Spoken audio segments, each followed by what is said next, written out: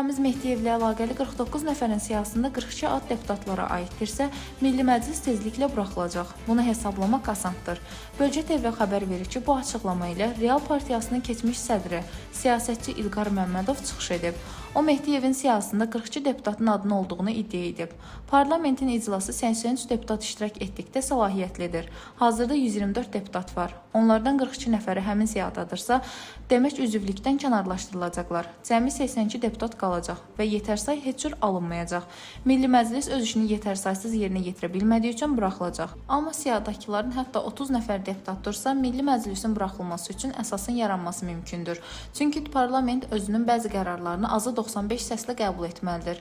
Belə bir çoxluq tələb edən qərar layihəsi ortaya çıxarsa və Milli Məclisdə azı 95 səlahiyyətli deputat tapılmazsa, onda parlament yenə də öz vəzifəsini yerinə yetirə bilmədiyi üçün buraxılacaq. Qalır açıqlanacaq o siyahıda deputatlarının sayını bilmək. Say 29-u ötməzsə, onda ancaq bəzi dairələrdə yaxın aylarda əlavə seçki gözləməliyik. Dilbər Vüqar qızı, Bölgə TV.